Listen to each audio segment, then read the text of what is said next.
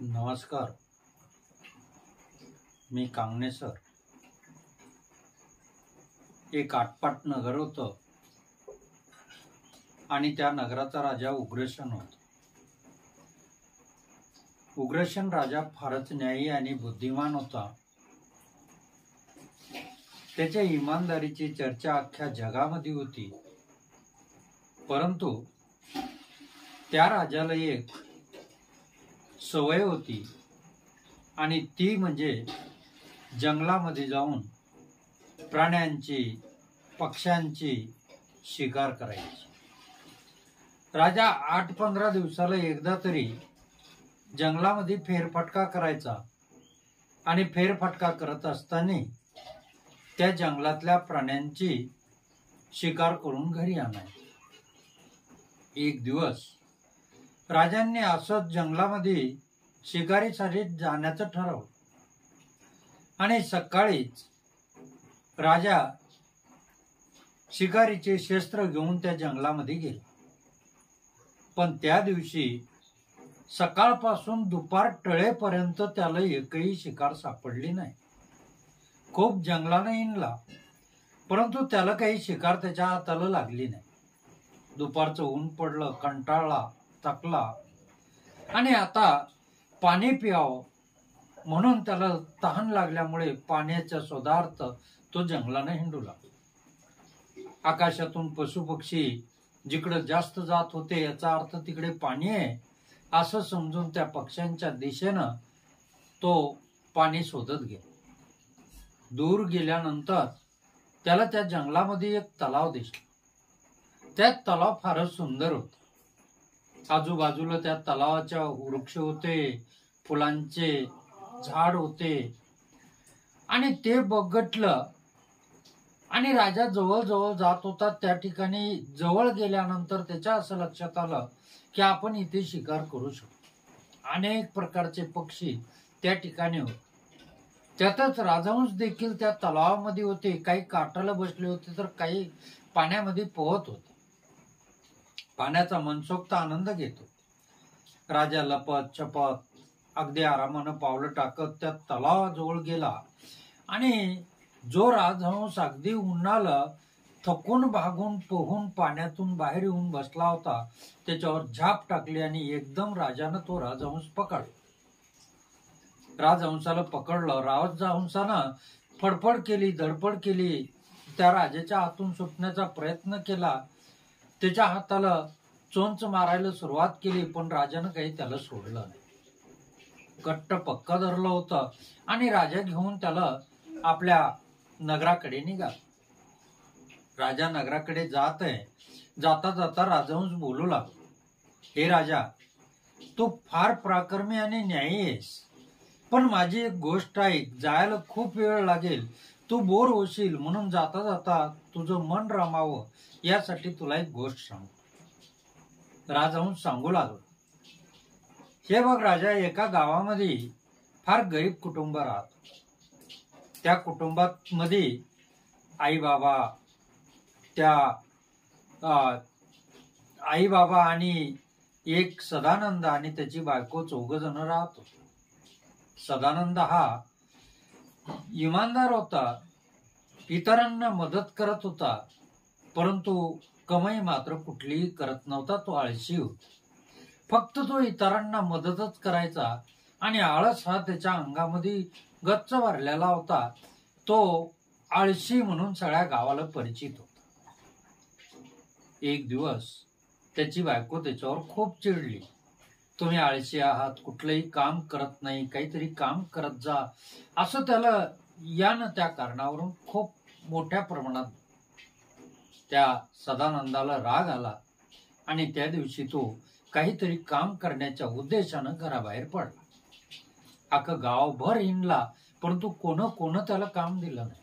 कारण अख्ख्या गावाला माहिती होती की हा सदानंद खूप आळशी आहे. पूर्ण गाव दुमलं. गावामध्ये काम मिळत नाही म्हणून आजूबाजूच्या गावाला गेला, तिथेही त्याला काम मिळालं नाही आणि संध्याकाळच्याला तो वापस येता येता गावाच्या सुरुवातीला जे घर होतं त्या घरामध्ये प्रचंड मोठा साप निघाला. घरातल्या माणसांना त्याची माहितीही नव्हती. तो साप त्या जंगलातून घरामध्ये जात होता आणि घरात जात असताना हे सदानंदानं पाहिलं आणि सदानंद धावत पळत गेला. मोठमोठ्यानं साप म्हणून ओरडला. घरातले माणसं सावध झाले आणि त्यावेळेला मात्र त्या नागाला, त्या सापाला सदानंदानं मारण्याचं काम केलं. हातामध्ये काडी होती, त्या काडीनं झपाझप त्याच्यावर वार केले आणि साप मरून पडला.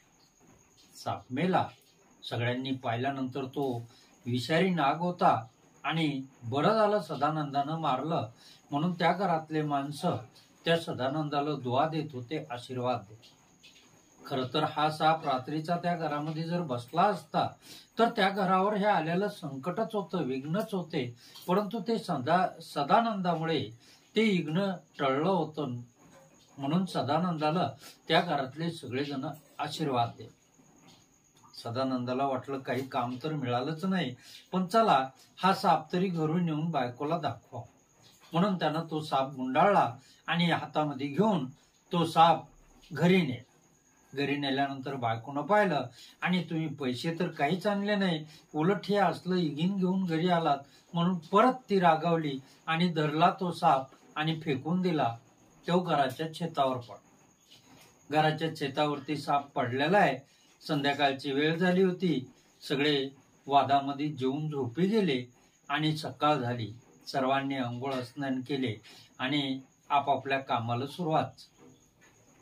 त्या बाईनं त्या आंघोळ केलेलं धुणं, जे कपडे होते ते सगळे धुवून काढले आणि वाळू घालण्यासाठी छतावर. ती बाई छतावर जात होती.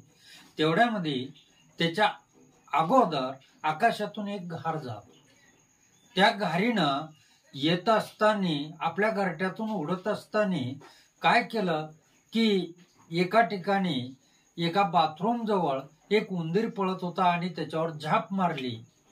त्या बाथरूम मध्ये त्या घर मालकीने आंघोळ केलेली होती आणि तिथे हार अडकून ठेवलेला होता. ते हार, त्या उंदीर तिथून पळत असल्यामुळे त्या हार जो आहे तो त्या घारीच्या पायात अटकला. उंदीर तर त्या घारीला सापडलाच नाही. उंदीर गेला पण हार मात्र त्या घारीच्या पायामध्ये अटकला आणि घार तशीच उडायला सुरुवात झाली. ती त्या घराच्या, सदानंदाच्या घराच्या छतावरून जात होती आणि जाता जाता त्या घारीला आकाशातून तो छतावर असणारा साप दिसला. घारीनं सापावर झपाट मारली आणि आपल्या पायाच्या नखांमध्ये सापाला उचल. पायाच्या नखांमध्ये सापाला उचलत असताना तो नखामध्ये अडकलेला हार त्या छतावरच पडला आणि घार सापाला घेऊन निघून गेली. घारीचं जे पोट भरण्याचं साधन होतं, अन्न होतं, ते तिला मिळालं होतं. तिला हारावून काहीही घेणं देणं नव्हतं. हार तिथेच पडला. सदानंदाची बायको धुणं वाळू घालण्यासाठी वर गेली आणि धुणं वाळू घालताना तिला तो सोन्या मोत्याचा हार दिसला. तिला खूप आनंद झाला आणि तिला कळून चुकलं की माझ्या नवऱ्यानं जे भलं काम, चांगलं काम, जे कर्म केलं त्याचंच फळ हे ईश्वराने दिले. आणि ती ईश्वराचे आणि नवऱ्याचे पुन्हा पुन्हा आभार मानू लागली. हे राजा, तो राजहंस सांगू लागला, हे राजा तू सांग, जे नशिबात आहे, जे कर्मात आहे, जसं कर्म कराल तसं आपल्याला ते फेडावं लागत असतं. म्हणून राजा तू न्यायी आहेस, मला सोडून दे. तुझं कर्म जर चांगलं असेल तर तुझंही भलं होईल. हे राजाला ऐकून त्या राजहंसाची कथा बरं वाटलं, समाधान वाटलं आणि राजानं राजहंसाला सोडून दिलं. मित्रांनो, गोष्टीचा तात्पर्य एकच आहे की तुम्ही जसं कर्म कराल तसंच तुम्हाला फळ मिळत असतं. म्हणून सदानंदांनी लोकांचं भलं करण्याचं काम केलं म्हणून त्याला ईश्वराने सोन्या मोत्याचा हार दिला. इथे गोष्ट थांबवतो. आवडले तर लाईक करा, शेअर करा, सबस्क्राईब करायला विसरू नका आणि हो, कमेंट सुद्धा करा. जय हिंद, जय महाराष्ट्र, जय श्री.